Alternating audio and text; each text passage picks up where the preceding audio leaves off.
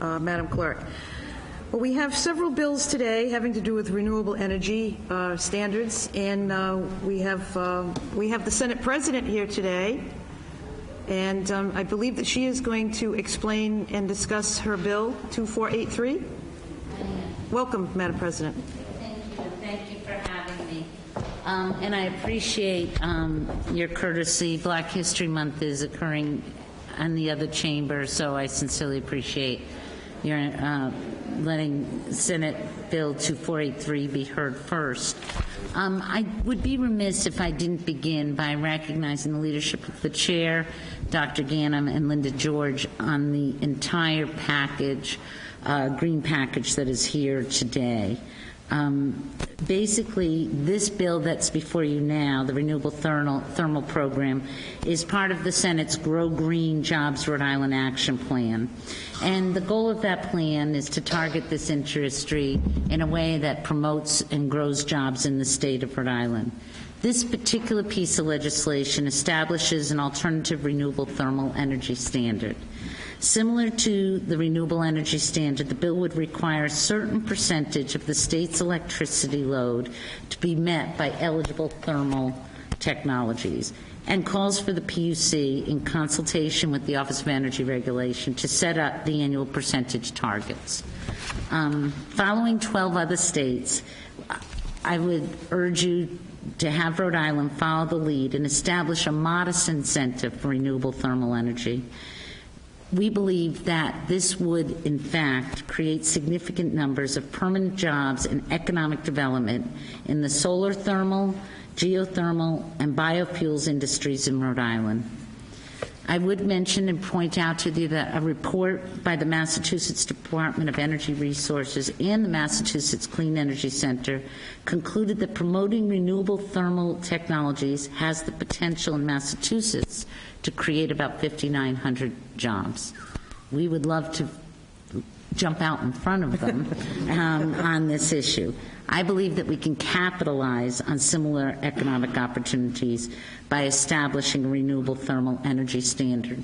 Since the introduction of this bill, we've received overwhelming support and input, some of the testimony you're here today, and I want you to know that I look forward to working with the stakeholders and those who express an interest in support in this legislation after today's hearings to make what I believe is a good bill even better.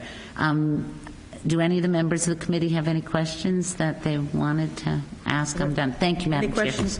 Thank you, Madam President. Thank you for your leadership, continued leadership on all the renewable energy issues, but especially on this one today as we go forward to promote more green jobs in Rhode Island. There are no questions for the President. I'd like to call on the next witness, Marian Gold from the Office of Energy Resources. Welcome. Thank you, Madam President, and thank you, members of the committee. I am thrilled to be here today to offer comments on this legislation. And I should say I just came. We had our kickoff meeting of a study, a research study on renewable thermal today. Very coincidental. The people who are going to be, the company that's doing the research actually has worked a lot in Massachusetts, and they were thrilled that Rhode Island was going to be moving forward or exploring the opportunity to move forward in this area. They said as they started their presentation that the thermal sector it represents a giant opportunity in terms of both environmental and economic benefits, as you alluded to. So it's great. Let's see.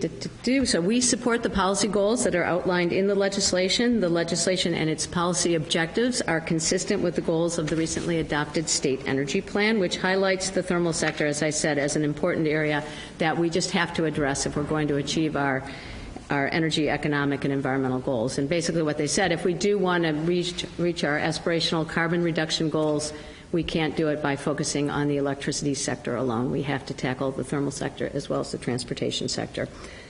Importantly, expanding policies and programs for renewable thermal have the potential to expand the state's growing clean energy economy. And of course, we all know and love our local biodiesel, Newport Biodiesel, which is so important to our economy and to the green energy sector. There are also other opportunities that we don't think about as much. Wiesmann is one of the world's leading manufacturers of solar thermal, headquartered in Warwick, and then, of course, TACO, one of the largest manufacturers of pumps that are used for geothermal. So we have some real assets in Rhode Island that we can capitalize on. The 2015 Clean Energy Jobs report documented that our clean energy economy supports nearly 10,000 jobs, a remarkable fact considering that 40% of the firms began providing these services just within the last 5 years. We have the preliminary results for the 2016 report, and they are breathtaking. The job growth in this sector is going to continue to climb. So we're really excited about the opportunities for all parts of our economy, both people who have been out of work and are still recovering from the recession, and also the young people that are the young people that want to stay in Rhode Island and need to have those good-paying jobs, many of which are in the clean energy sector. Supporting a robust market for renewable thermal companies can generate new growth and offer real business and investment opportunities, which is what we're all looking for. We are working to review the details of the proposed amendments to the law and discussing the legislation with our colleagues at Janet Coit at DEM and the Public Utility Commission. We'll be providing additional comments and proposed amendments to the committee in the near future. But again, Madam President, I want to thank you for introducing this. We're really excited about moving ahead. We think that we have the possibility of leaping into in the front of Massachusetts, so welcome your help on that task. Thank you. Thank you, Director Gold. Are there any questions or comments? No, just thank you for all your great work and your enthusiasm on this issue. This is great.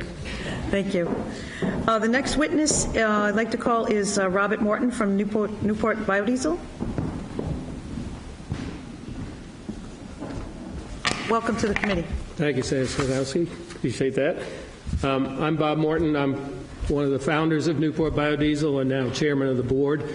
And I'm also a member of the National Biodiesel Board's governing board. So I've kind of working both within the state and nationwide. So it's really been a great opportunity to do this. I want to thank Senator Paiva-Weed and her staff for doing this, and also for Senator Algier for being a co-sponsor.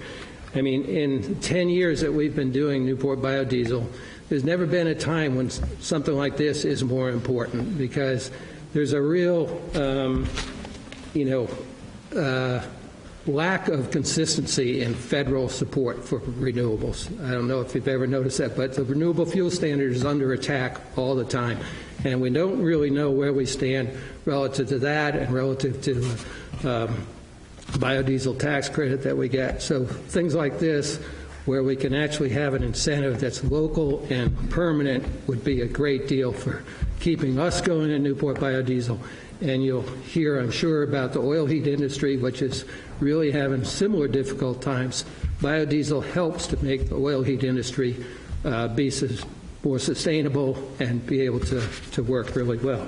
So I think that Newport Biodiesel is exactly an example of the types of employment opportunities that you're talking about and trying to do here. We've grown to over 30 employees now, and if we're in a process of trying to expand. Last year we did about 2 million gallons worth of biodiesel. We're now producing at a rate of 3.6 million, and we're shooting for 6 million in a year or so. So that means we really need a market, and the way to get the market is to have some incentives for this sort of thing. There are a couple of things I'd like to discuss or point out about the legislation, the way it's written. One concern that I have is that it states 100% biofuel. Biodiesel is never used in 100% form, so we want to make sure that, however this gets worked out, that we're able to blend biodiesel with regular diesel, and just a portion of that blend is eligible for the credit. I think that's an important thing to point out and to make that go forward. Another thing, it talks about that we should use the best-in-class technologies, and in New England, all biodiesel is made from waste vegetable oil, from cooking oil from restaurants. Now, that has a 90% reduction in greenhouse gas emissions. Soybean biodiesel, which comes from the Midwest and stuff, is also an advanced biofuel, but only reduces greenhouse gases by 50%. So by using just waste vegetable oil biodiesel, we can increase the amount of greenhouse gas reductions that we get. And also a big problem that we're facing right now is that there's a lot of Argentine soybean biodiesel being imported into the U.S., and they get the dollar blending credit when it gets blended with petroleum, and that is undercutting our price like you wouldn't believe. So by using vegetable oil and saying this has to be vegetable oil, which Massachusetts has done in their law, that says, okay, we won't have Argentinian biodiesel coming in and filling up this thing. So that's an important aspect to go forward.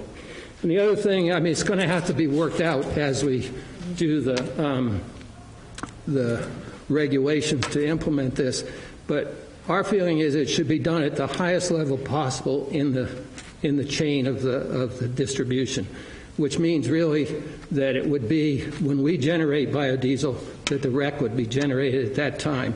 Then we can give that to the oil heat distributors, and they can have a lower price to distribute the oil heat.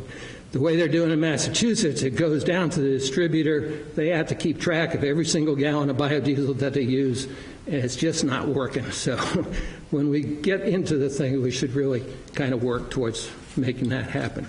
So it's obviously a very complicated issue that we've created here, but this is a fantastic news that we got this started. I never thought we could be this quick at doing it. I want to thank Senator Pavlidis again, everybody on her staff, Linda and everyone. Appreciate what you guys have done for this, and we certainly look forward to working with whoever we need to implement this as soon as we can. So thank you. Take any questions. Thank you, Bob. Thank you very much for your. Are there any questions or comments, Senator President Pavlidis? I just wanted to know that this is one of those businesses in Newport County which we're so proud. We watched them over the years grow from just a small company Really? with little signs in the restaurants saying like your vegetable oil to a full-blown employer of 30 individuals. And they're a great community member, and it is kind of exciting. I went on tour last fall. I haven't been down in a long time, and I just can't believe how they've grown and expanded and the vision continue to grow. So thank you. Thank you. Yeah. Thank you, President Pavlidis. Bob, I really appreciate you coming and giving us some, the facts, because Massachusetts has been working on this and you've been working on this, so it's really good to hear that. I never would have known about Argentina getting those type of rebates, as you will, that you mentioned. Yeah. And my only question I have, is there enough vegetable oil being used? Is there enough fried food being consumed in the area? Is there something we can do about that? You'd be amazed. He's doing his share. I was always curious about that. Oh, there's a lot. I mean, we have right now almost 3,000 restaurants that we collect from, and we're probably only the third biggest collector in New England.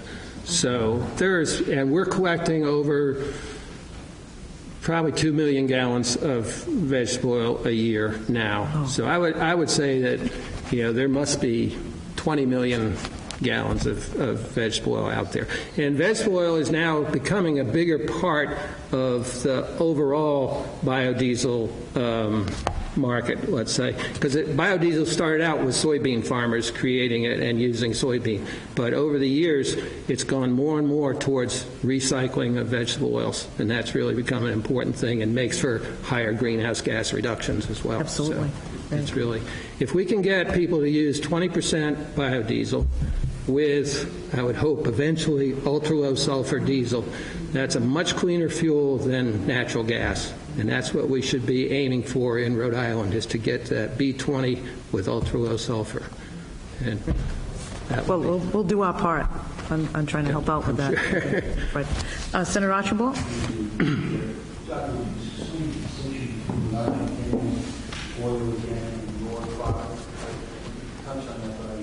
So what's happened is that EPA made a change to the requirements for imported oil and made it very easy for Argentinian biodiesel to qualify for the renewable fuel standard, which says, okay, you have to have at least a 50% reduction in greenhouse gases.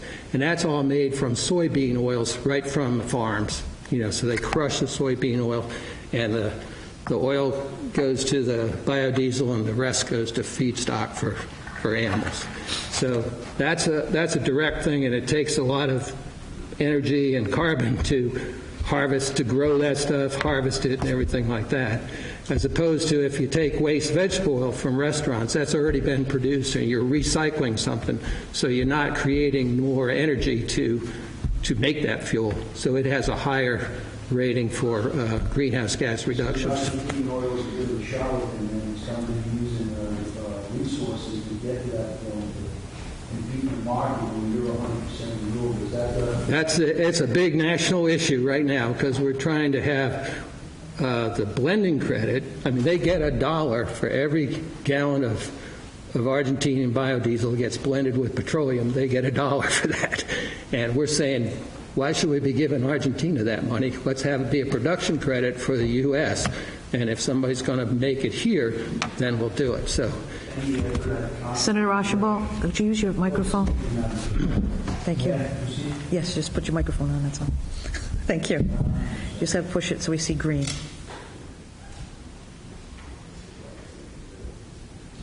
There you go. Thank you very much. Is there any effort at Congress to countervail?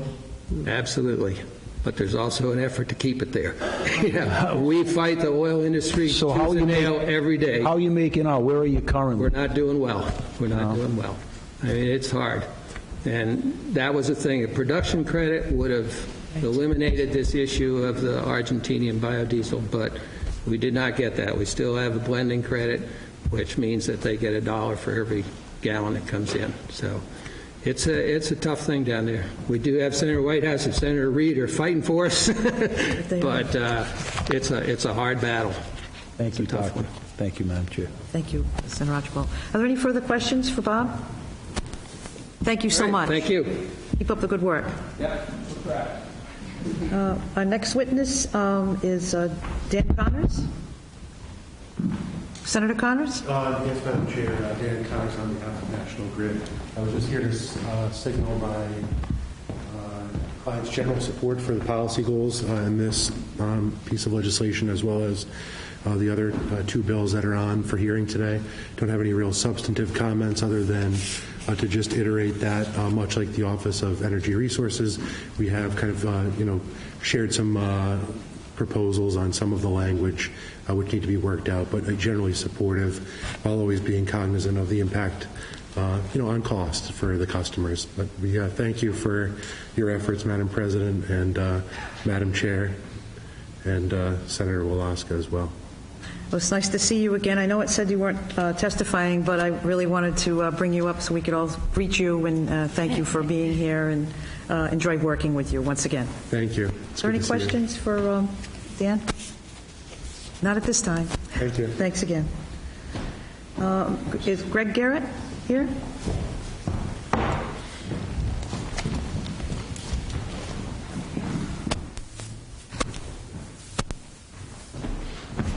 Welcome, Greg. Thank you. Senators, I'm going to just testify once instead of testifying on all three bills. I think that they're all pretty much related.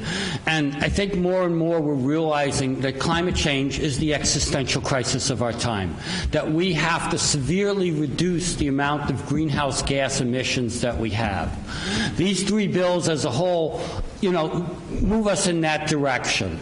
I don't think that we're going fast enough. I don't think we're going far enough in terms of our greenhouse gas reductions. They're starting to say that within a century, with the way we're going, downtown Providence will be underwater. 10-foot sea level rise. I walk by the waterfront every day. 10 feet downtown Providence is underwater at high tide every day. So we have to start really being more and more proactive about this. One thing I didn't know about this situation is the issue of the soybeans from Argentina.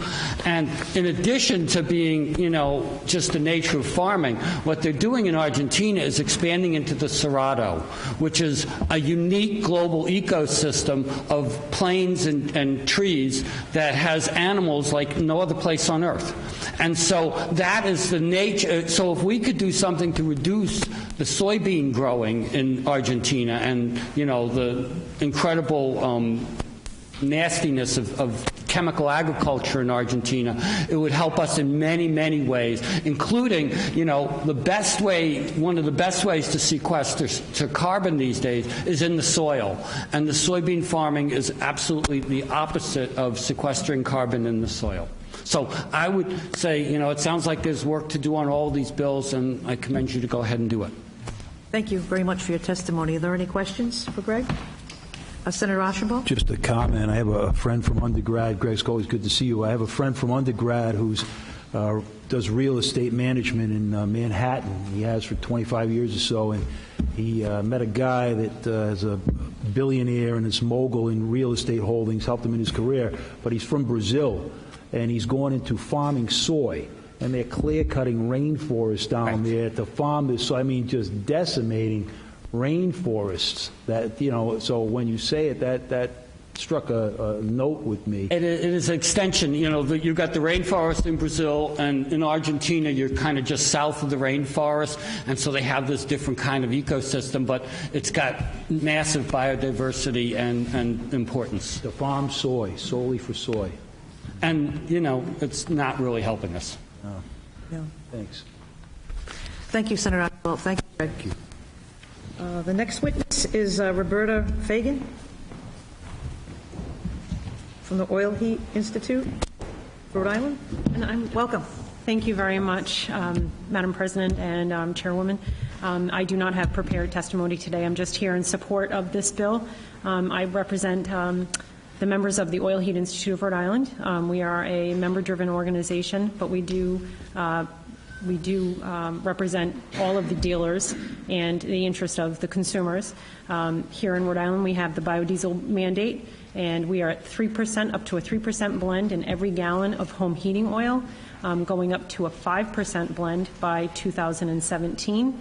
At the same time, we do have the mandated ultra-low sulfur diesel coming into play in 2017 as well. So we'll be at a 15 part per million biodiesel blended home heating oil. And what that means to our consumers is they're going to be burning a cleaner, more efficient, and environmentally friendlier fuel. And also long-term, it could mean that their heating systems, their existing heating systems, will work more efficiently. They will have longer life shelf. And we support Newport Biodiesel and all the hard work that they do. They're helping our consumers here in Rhode Island stick with home heating oil, and it's a very smart choice. So thank you for your time today. If anybody has any questions. Thank you. Questions? Thanks for your comments and working so well with Newport Biodiesel. I appreciate your time. The next witness is Ray. I can't really pronounce your last name. It's Albrecht. Thank you. National Biodiesel Board. Welcome. Thanks very much for the opportunity to speak here. I've had the pleasure before of attending hearings on, for example, the bioheat mandate a couple years back. So it's great to be back here in Providence. So, my name is Ray Albrecht. I'm an engineer. Mechanical engineering by training. I work as a regional technical representative for the National Biodiesel Board here in the Northeast. I'm based in upstate New York.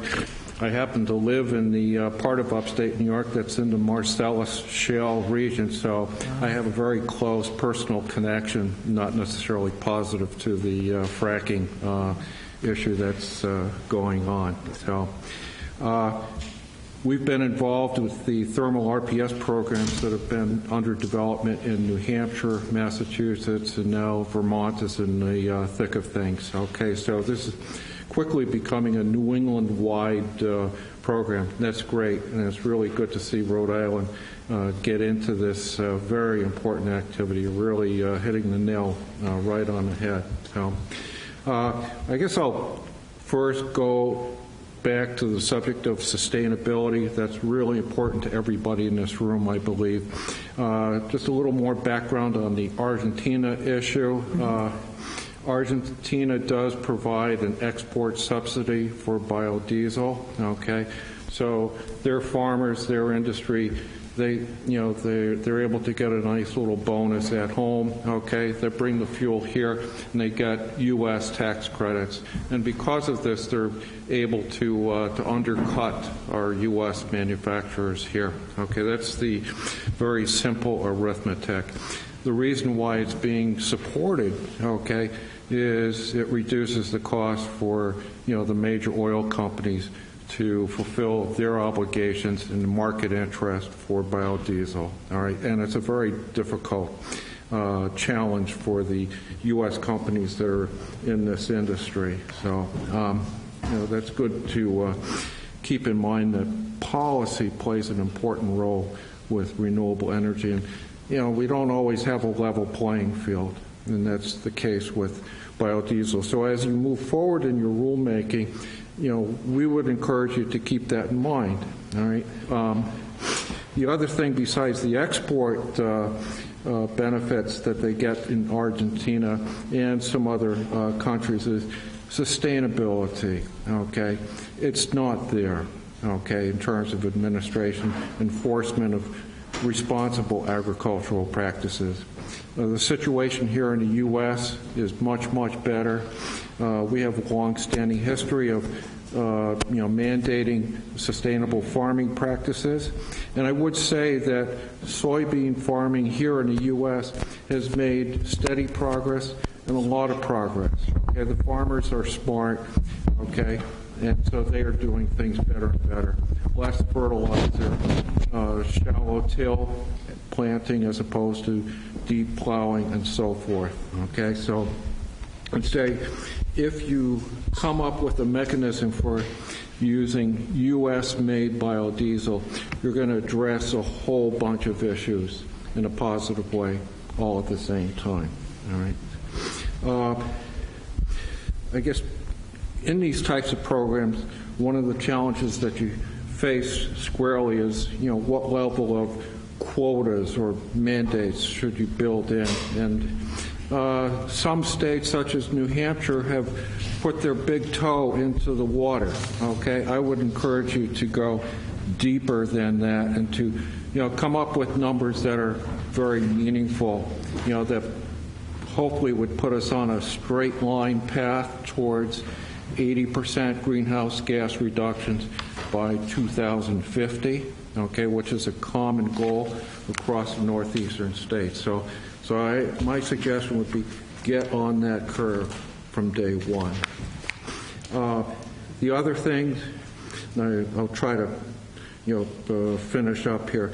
Make it easy for oil heat dealers to participate in terms of the regulatory and paperwork burden that they face. And we can help in the rulemaking to help make that happen. A couple technical comments.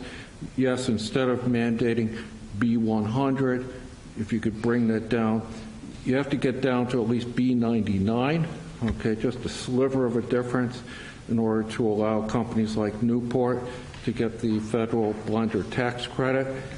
And I think, yeah, it's good to promote B99 use, but I would encourage you to find a way to make it possible for the industry, all the parties around the table, to use B20, that are, I would say substantial in terms of what they would accomplish over the next, perhaps 5 to 10 years, okay, but it makes it possible for customers, again, to participate easily with the heating equipment that they have in place.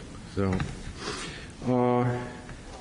I guess the the last thing I'd say is we would be happy to help you in the rulemaking process, participate. We have gained a lot of knowledge and experience, and I think bringing to the table the knowledge, and know-how for doing these programs that has been gained in the other New England states, I think would be critical to your success and get you to where you want to be a whole lot faster.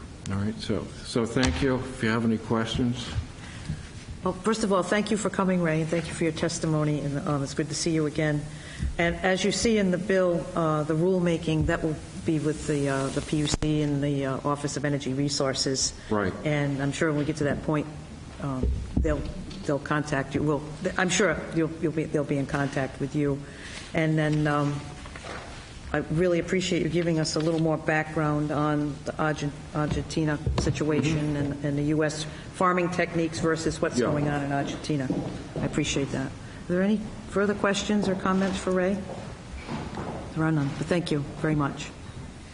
That concludes the witness list on 2483, and I would entertain a motion to hold for further study because we've been given comments. It's the first time we've heard the bill, and we have to incorporate some comments and do a little more research. And there is a motion to hold by Senator Velasquez, seconded by Senator Archambault. All those in favor? Aye. Those opposed? And 2483 will be held. The next bill I'd like to bring before the committee is Senator Velasquez Bill 2181. Senator Velasquez, you're on. Thank you, Madam President. Are you on? Well, problem here. I got it. Okay. Thank you, Madam Chair. As the Senate President said, this particular bill is part of the Senate's Grow Green Jobs Rhode Island action plan to promote green growth in Rhode Island. Essentially, it provides for a 10-year extension of current renewable energy growth program, which is set to expire in 2019.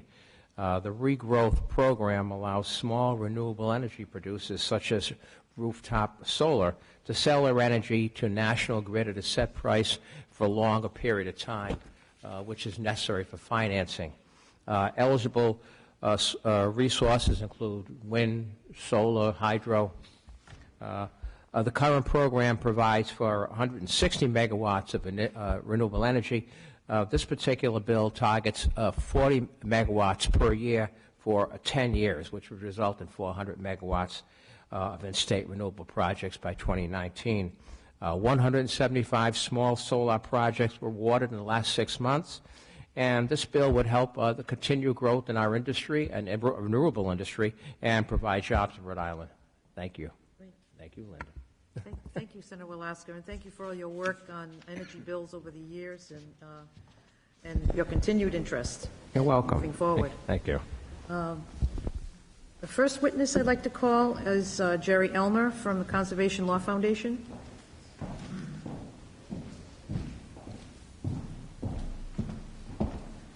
Welcome, Jerry. Thank you very much, Madam Chairperson. With your permission, I'd be happy to address both 2185 and 2181 and maybe save you a little bit of time. I'll have some overlapping comments. My name is Jerry Elmer. I'm a senior attorney for the Conservation Law Foundation. CLF supports both these bills, 2185 and 2181, and respectfully urges passage. Both of these bills are alike in that they address renewable energy issues for Rhode Island. As Senator Velasquez said correctly, 2181 extends the renewable energy growth program. The companion bill extends the renewable energy standard that was, yes, I flipped the numbers, I'm sorry. That's okay. The renewable energy standard. Both of the renewable energy bills are outgrowths of the Senate leadership's Green Jobs Report that was released on Tuesday, January 26th. We're grateful to the Senate leadership, to President Pivoweed, for putting these two bills into that report. And in particular, we'd also like to thank the lead sponsors, Senators Sosnowski and Connolly on 2185, Senator Velasquez and Sosnowski on 2181. Senator Velasquez, you've been a strong supporter of renewable energy for many, many years. It's noticed and it is appreciated. The Green Jobs Report started at the beginning with a quotation from President Obama to the effect that, quote, tackling climate change is one of America's greatest economic opportunities for the 21st century, unquote. And we think that President Obama was correct, and we're especially pleased to see the Senate working on economic development here in Rhode Island, creating jobs in a way that also directly addresses climate change. Both of these two bills are designed to extend Rhode Island renewable energy programs that have been proved to be successful. In 2004, when we enacted the first renewable energy standard, we were a pioneer in Rhode Island. Now 30 states have followed us. Every New England state has a renewable portfolio standard. The Renewable Energy Growth Program was a test run program in 2014, and the reason that we're talking about extending it now is precisely because it has been so successful in accomplishing what it was meant to accomplish.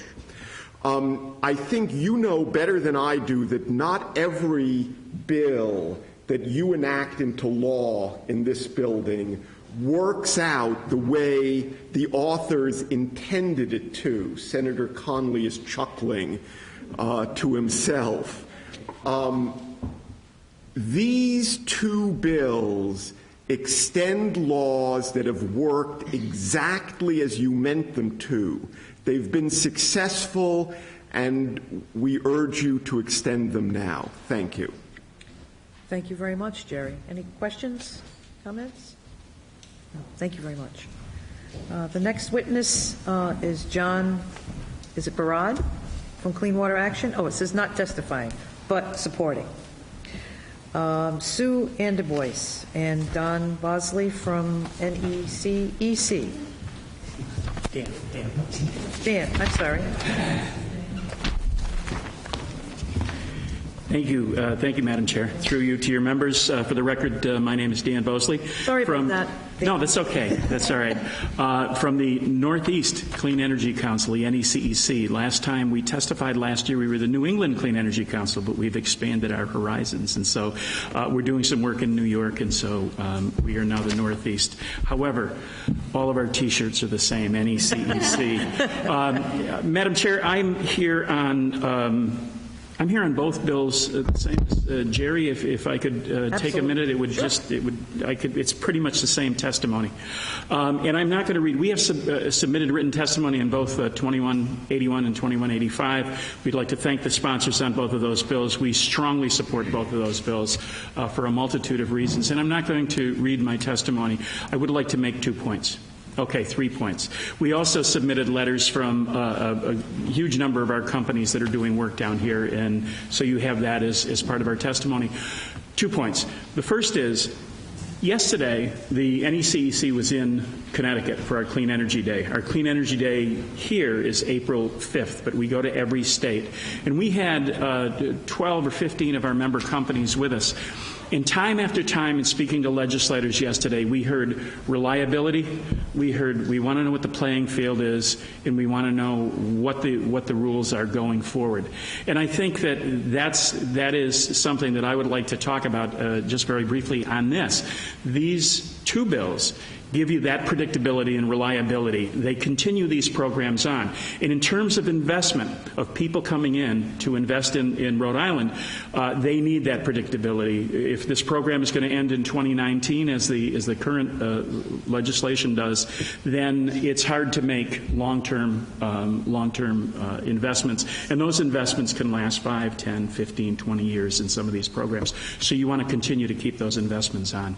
And then the second thing that I would say is these programs absolutely work. And I really wanted to get up here before Jerry Elmer did so I could say, what other programs do you have that work exactly as you intend them to do? These do. These programs work. And you can see it in the jobs that are created. In the Solar Foundation job study that was done, you lead the nation in the number of jobs per capita that were created in Rhode Island. You lead the nation in the creation of solar jobs, and congratulations on that. good news. And please don't applaud. As a former legislator, I've been out for 4 years, and I am just, if you applaud, I'll stay up here longer. The second study that was done is your own study, the clean energy industry study that was done. And in that study, it is said that you have created 7%, close to 7% in jobs over the last year, projected 16.7% jobs in solar. And many of those jobs are because of the programs that you have and because of the foresight of the legislature in putting those programs forward.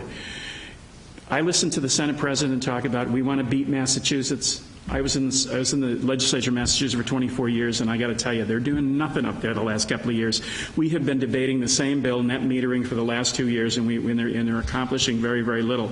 Down here, you are running headlong to get in front of this industry, which is a very valuable industry with innovation, new technologies, new ways of doing things. It creates new jobs. You're on the right path. I think both of these bills continue along that path, and I would hope and respectfully hope that you would pass these bills. Great. Thank you. Thank you so much for your great words of encouragement and of wisdom. And we're glad to see you here. Does anyone have any questions for Dan? Thank you. No? Thank you. And we'll remember that about the applause as well. The next witness is Kat Burnham from People's Power and Light, speaking in favor of the bill. Welcome. Hi, thank you, Madam Chairwoman, members of the committee. I can use this opportunity to speak on both the RES and REG to be considerate of your time. Jerry started a good precedent here. And I'll be brief. Jerry and Dan said a lot of important points on both of these bills. For those of you who are not familiar with People's Power and Light, we are a Rhode Island nonprofit dedicated to making energy more affordable and environmentally sustainable. In addition to being members of the NECEC, we are members of the Environment Council of Rhode Island, which includes 62 organizations across the state that advocate for environmental issues. We were strong advocates for extending the DG program, which became the REG, and we advocated for the extension of the RES in the past, and we're thrilled that these were included in the Senate Green Jobs package. I'll just note that investing in local renewable energy projects is also an investment in our workforce. A reliable REG policy and RES will attract even more developers, installers, and companies to Rhode Island. It's also important to note that Rhode Island is at the end of the fossil fuel pipeline for natural gas and for oil. And so we are at the mercy of volatile out-of-state prices. So having local renewable sources here in Rhode Island will help stabilize those costs. And finally, the Resilient Rhode Island Act set a goal for reducing greenhouse gas emissions by 80% by 2050. So both the REG and the RES will help us meet that goal. So on behalf of People's Power and Light, I respectfully request that you support both of these bills. Thank you. Thank you very much. Any questions for Kat? No? Thank you for your testimony.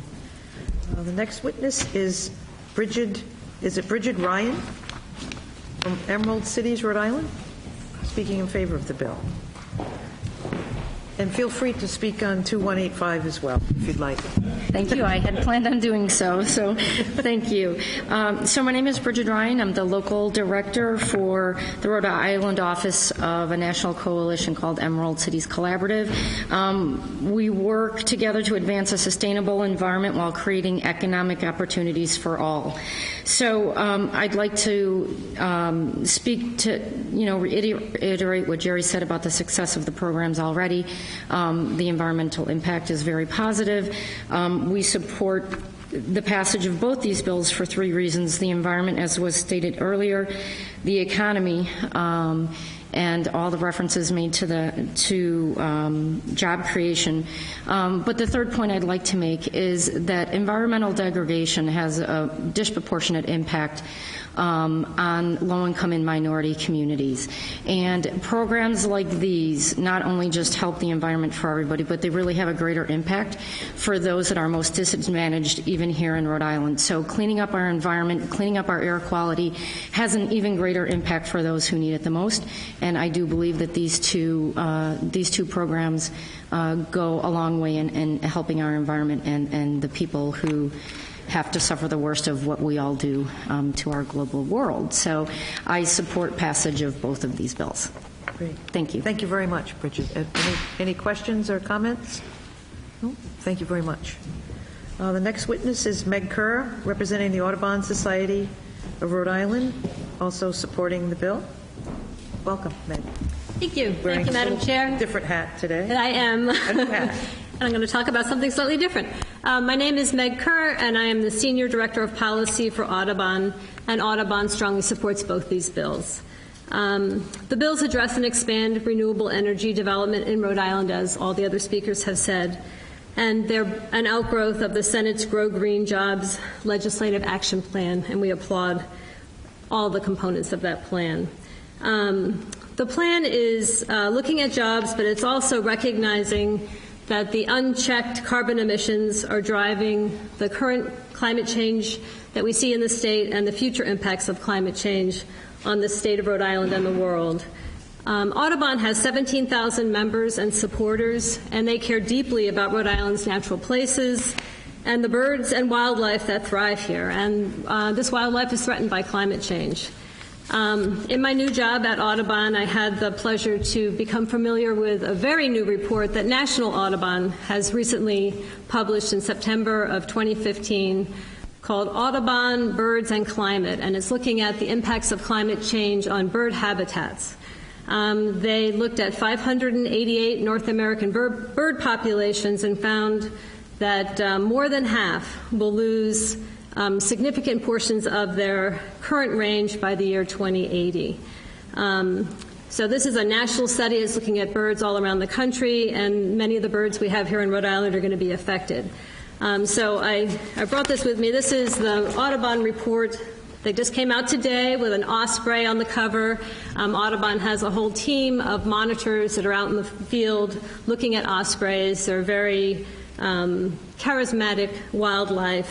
And that study, that national study, predicts that 79% of the current habitat for the osprey will be lost by 2080. So these are significant impacts. So Audubon recognizes that the bills will strengthen Rhode Island's successful renewable energy programs, facilitating our transition away from fossil fuels that drives climate change and threatens our habitat and the habitat of wildlife. So thank you for your leadership, and we respectfully urge you to see these through. Thank you so much. Thank you very much for your testimony. Any questions? No, there are none. Thank you. The next witness signed up, but who is not testifying, is Dan Connors from National Grid. As he had said, he is working with OER on some details of both the bills, but generally in support. The next witness is Ken Payne, representing yourself.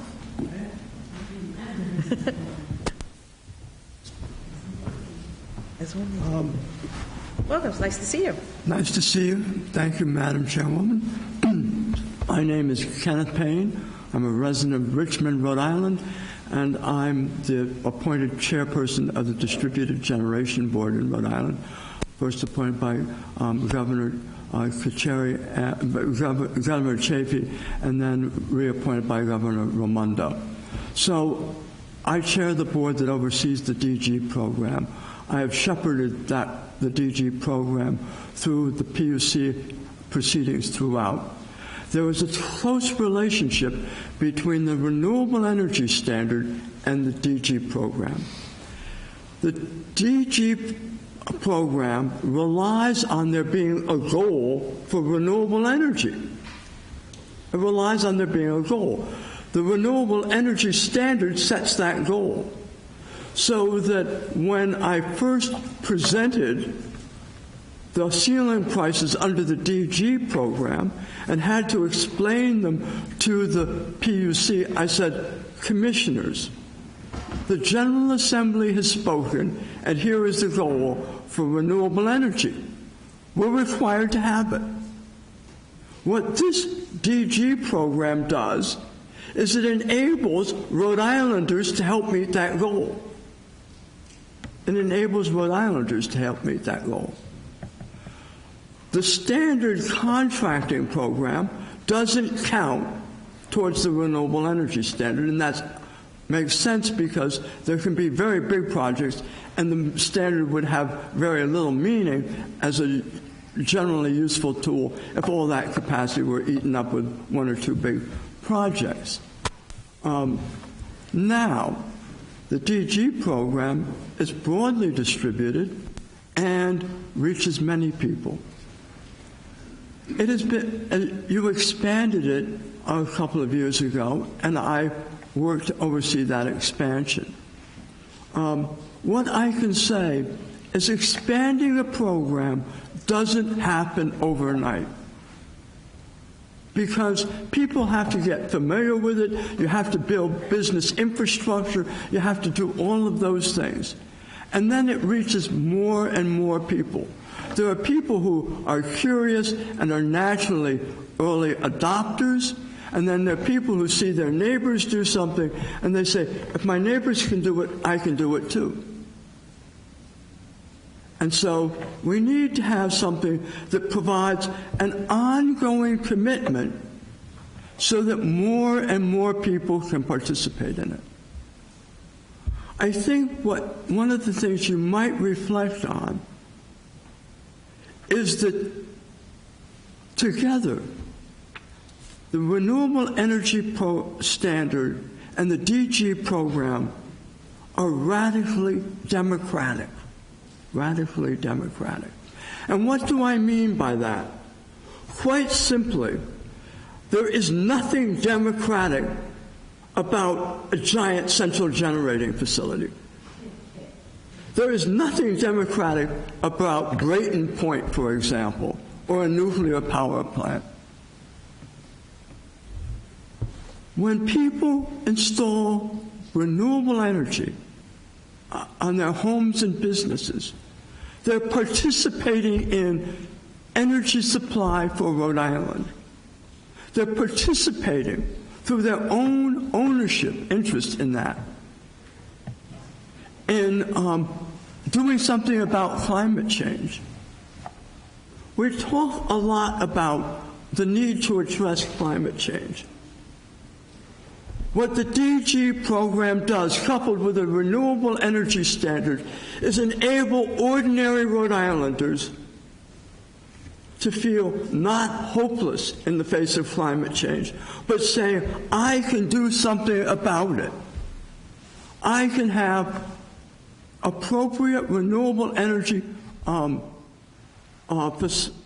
installations on my home or on my business.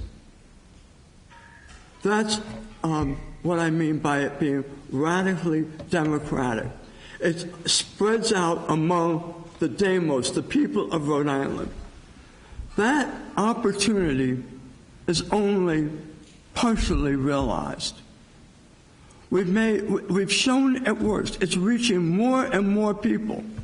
And it does so in kind of leaps forward. We weren't making any progress as of last summer on medium-sized solar installation.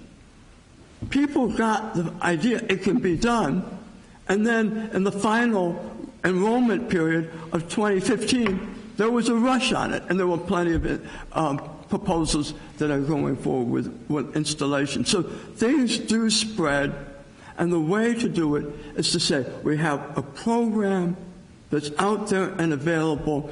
It's there for you to use, and when you're ready to use it, it will be there for you.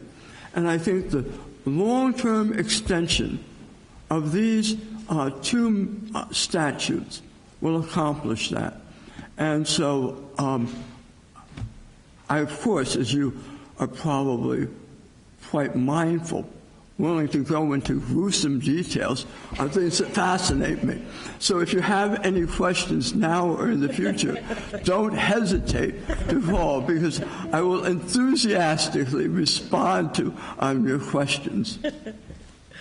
Thank you, Ken. I don't think they would be gruesome details, but we know that we have you for a resource, and we're very pleased that you're here today to endorse these bills and for all your work that you've been doing on renewable energy. Are there any questions for Dr. Payne? No? Not at this time. You'll have to save, if there's anything gruesome, you'll have to save it. Okay. Thank you very much. Thank you. The next witness is Seth Handy, speaking in favor of the bill.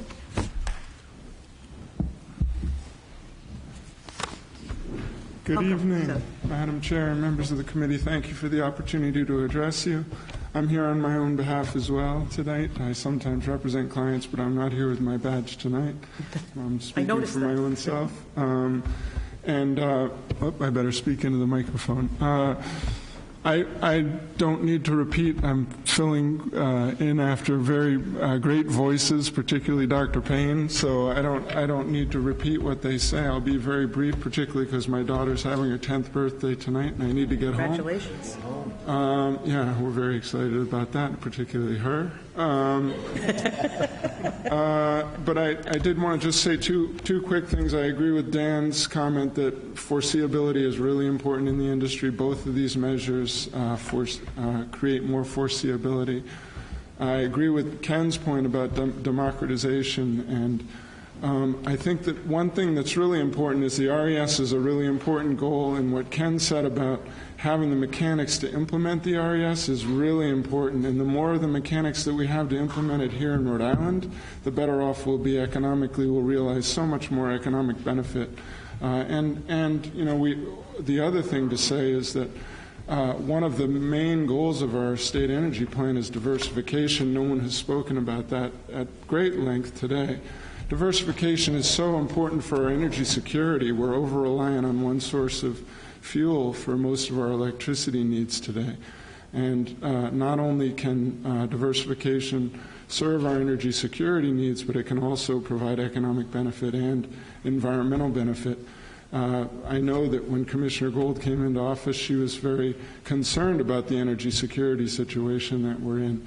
And we need to do as much as we can, as fast as we can, to address that. And I would just say, in closing, that net metering is another really important tool to give a mechanic for us to deliver more energy democratization, to be able to make these projects happen at home.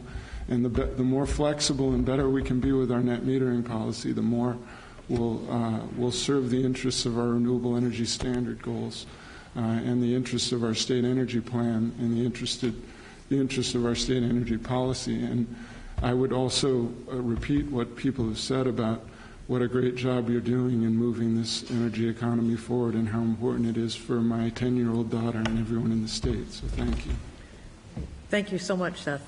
Any questions, comments? Thank you for your comments, and have an enjoyable evening. Save some cake for us. That concludes the witness list on 2181. I don't believe we have a quorum, so we'll just move on to 2185, which a lot of folks have already spoken to already. And I sponsored this bill. I sponsored it last year as well. And the act would extend the 2004 Renewable Energy Standard Schedule Program, which required suppliers of retail electricity to purchase increasing minimum amounts of renewable energy from 2019 to 2035 to ensure the state's commitment for development of renewable energy projects in Rhode Island. And the first witness is Marian Gold. Thank you, Madam Chair. Thank you. I will be brief because I think everyone has already spoken very eloquently on this. Extending the state's RES law will send a strong signal, as people have pointed out, to clean energy project developers and investors that Rhode Island is firmly committed to fostering a dynamic clean energy economy that creates jobs, fosters new investment opportunities, diversifies our energy supply portfolio, as Seth mentioned, and helps achieve important carbon reduction goals. And in the 2015 Clean Energy Industry Report, one of the factors that was cited as responsible for the job growth that we did see was our consistent and very strong renewable energy policy. So kudos to you who have created that market system. The other thing that I heard actually from someone in the governor's office is that Rhode Island is now being viewed as kind of a beacon right now because we have you have put in place very strong laws, and then you have resisted the desire to tamper too much. So it's been a very thoughtful path that we have taken. And it was really fun to hear Dr. Payne speak, because I remember being back at the University of Rhode Island working with the Energy Fellows, and we were looking at the role that small-scale renewable energy could play in Rhode Island's energy future. And at that point, we felt that we had the opportunity to watch the market develop and the costs go down in other states, and then we would be able to move forward after doing the pilot program with the DG, and that's exactly what happened. It's like, wow, this is great. So it's really exciting. Also, an extension of the RES will keep the state in line with other New England and Mid-Atlantic jurisdictions that have established or are actively considering longer-term commitments to renewable energy procurement beyond 2019. Really important. There are currently 30 states in the country that have RES laws, and I should say this is also going to be critically important to help us meet the goals of the Clean Power Plan that have been set or being set nationally. So thank you very much for your leadership. We really appreciate it. Thank you, Director. Is there any, Commissioner? That's Commissioner, right? Commissioner. But I will answer to Heather or Marian. Are there any questions for Commissioner Gold? Thank you very much. And it's a thank big you year. For all your work. Yes, it is a big year. It's very, very exciting. Senator Velasquez. The last thing is here. I'm going to play devil's advocate of my own bills here. I'm just reading the letter from the PUC, and they're talking about the preponderance of bills on renewable energy, both the Senate and the House, and they're concerned about coordinating these bills, and they're concerned about the effects some of them may have on, I think they're really talking about consumers of energy, and whether or not some of the bills may contradict each other and how they work. So I just want you to maybe comment on that, the PUC's letter, you probably saw it, and then how you're working with them regarding all these bills. Thank right. you. Well, so I think I'm looking at my colleague Chris. I apologize. You might have already talked about it when I was out. No, we did not address it, but it is very important that we look over the bills to ensure that they are consistent. Because, as I said when you weren't in the room, Rhode Island has set a very good standard for having bills that build on effective programs in the past and aren't contradictory, and also to the extent possible try to work within the market system. One of the challenges that we talk about and are dealing with and are struggling working with National Grid all the time is how do we incorporate clean energy into the overall system in a way that lowers costs as well as creating jobs, and we are making great progress on that front. We're working very closely with the PUC, and they're at the table on this. So I don't know if Chris, is there anything you would like to add? Senator, I think they were just commenting that there's a lot of different moving parts this legislative session on renewables, and we just want to make sure whatever's passed there working in sync with one another. But we did talk with the PUC about their letter. We understand that whatever we pass, we want to make sure that their ultimately programs are working together. And I'll expand on one other thing. One of the things that Dr. Payne has been working on with us is how do we integrate energy efficiency and renewable energy to make a more secure and affordable and sustainable energy system. And that is the challenge that not only us in Rhode Island, but states and utilities across the country are looking at. And net metering in particular is kind of under attack as we try to figure out how do we do this in a way that lowers costs while modernizing the grid. It's a great puzzle, and that's why we're really glad that we have your leadership and then folks like Dr. Payne who are helping us sort it out. I put my smartest team on this, and it's like a rubric cube. But I think we'll get there. And I think the exciting thing is that there are so many opportunities on the economic front for innovation and for young people who are interested in taking on this challenge. So it's like a win-win. Along with, the last thing I'll say is the great thing about it is the jobs are all the way from the PhDs and the electrical engineers to, pathways out of poverty. That was a term that people were talking about yesterday. So there's good jobs for people who may have dropped out of high school but now want to get back into the workforce so they can be trained to work on solar installations or home weatherization. Or converting waste vegetable oil. The last thing I'll say is I have a student who is going to intern with us. He's graduating from, he's a senior at Bishop Hendricken. He started working in Westerly when he was in the 5th grade, collecting waste vegetable oil and sending it over to. And so now he's like going to come and work with us and go off to Georgetown. And it's just a great kid. So good for you on that. Miriam, let me just ask another question. Not a question, maybe a comment. There is a fine line that you walk, as you said, between energy efficiency and renewables. And so, my concern is that we continue our renewable energy program, and I think these bills help us do that. But on the other side of the coin, we want to ensure that those who are consuming energy in our state, I'm so sorry. I put this back on. I should have shut it off.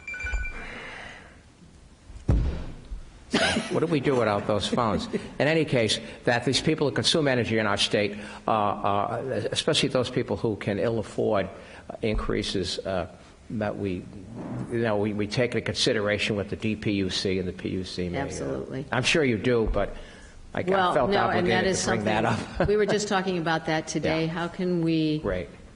Create a system so that the benefits of clean energy don't just go to those of us who are fortunate enough to be able to be democratic and act on it, but to others who don't. So we're working very hard to extend it to affordable housing, multifamily complexes, the urban centers, and there's some really exciting opportunities on this across the country. So very good points. Thank you. You're welcome. Thank you. Thank you. Thank you, Madam Chair.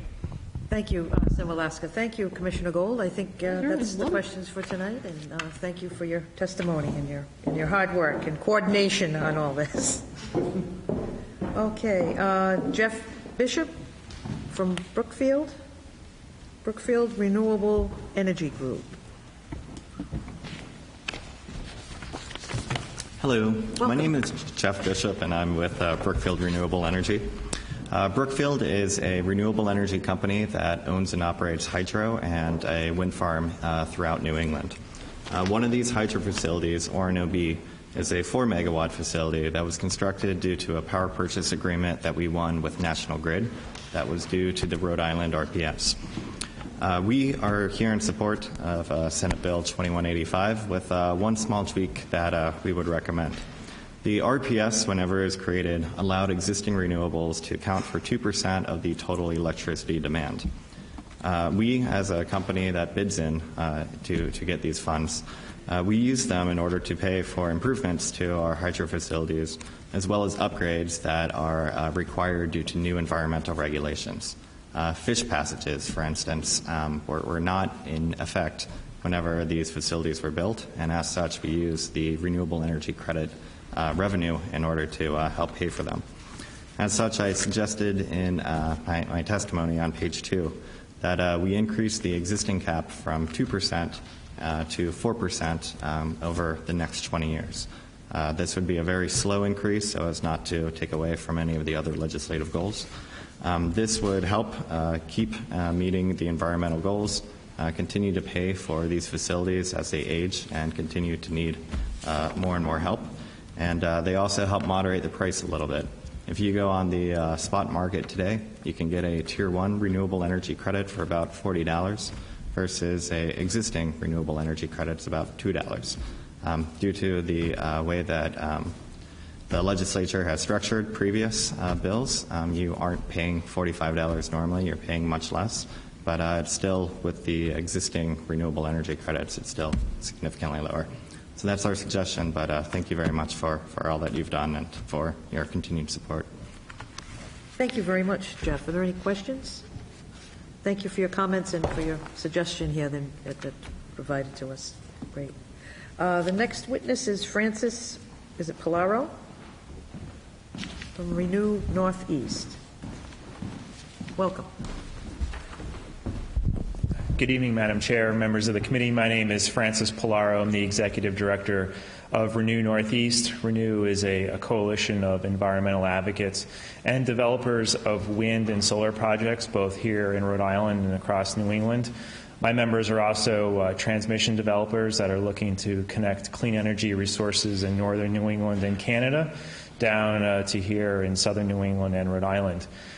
2 years ago, I testified in support of legislation that this committee, in fact, the legislature adopted to allow the utility to go out in conjunction with the other New England states to conduct procurements for large clean energy resources, from Canadian hydro imports to large-scale wind in northern New England and solar and wind here in Rhode Island. And the reason I rise in support of this legislation is that it ensures a renewable component to any type of large-scale procurement that the utility may conduct with the other states. And while we testified that having large hydropower imports could prove to be very cost-effective for the entire region, expanding the renewable energy standard will ensure that there's a component of resources that are wind and solar that are located not just in northern New England, but also here in Rhode Island. And as others have testified before me, there's a true benefit to having renewable resources here in the region and in Rhode Island. For one, it provides that resource diversification. If you have a large amount of Canadian hydro coming in, you then become dependent on one large resource coming over one transmission line. So by diversifying the portfolio, you have those resources spread around. And by having renewable resources here in Rhode Island, you do get the economic development benefits. So the legislation you crafted 2 years ago gives the utility the flexibility to work with other states in the region to go out to have a solicitation to look at the prices and the location of all these resources and try to craft something that strikes the best blend of low-cost, clean energy, but also being mindful that sometimes there are non-price benefits to having a small percentage of resources locally sited. So with that, I urge your support. Thank you very much. Any questions, comments? Thank you. Thank you. And thank you for your written testimony as well. Steve Hickey?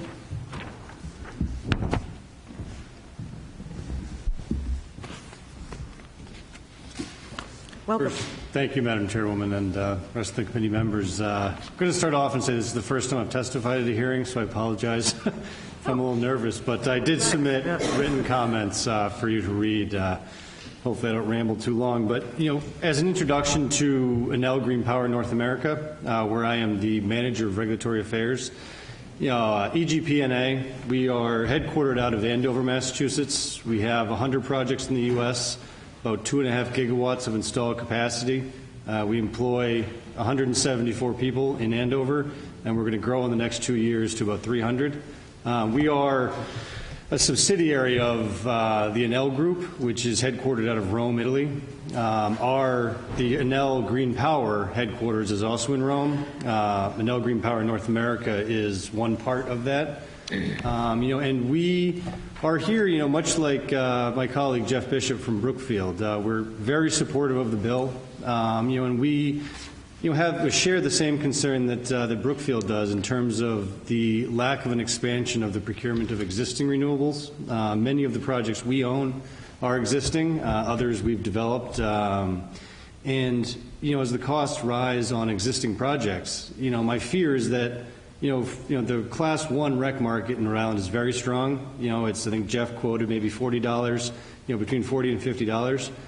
As more and more, Class 1 projects get financed and built on that, as the costs go up on existing projects, if you add 5 megawatts of Class 1, you may lose 6 megawatts of existing, because if the procurement doesn't, kind of increase at the rate that Brookfield has proposed and we have supported in our written comments, those projects, may shut down, and in the end, in terms of greenhouse gas emissions, there's a net negative. You have newer projects, but you're losing existing projects at the same time. So, there's more about Enel in the written comments that I provided. We are hoping to become, we do not have any projects in Rhode Island right now.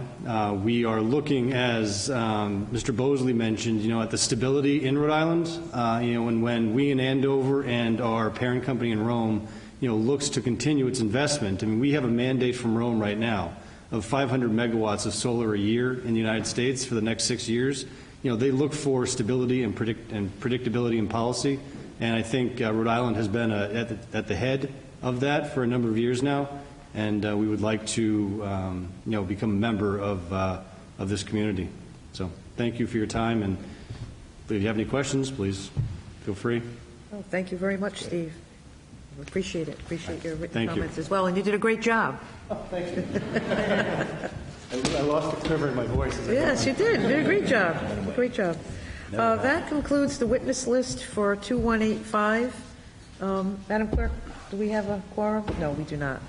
So we will just adjourn the meeting. I will take a motion for adjournment, however, and we'll have to bring the bills back up to. There's work that needs to be done, as we've seen. We've had great testimony. We'll revisit these bills after we tinker with them a bit. And I would entertain a motion for adjournment. Senator Rauschenbalt and seconded by Senator Connolly. All those in favor? Aye. Those opposed? And we stand adjourned. Thank you all for attending, and have a great evening.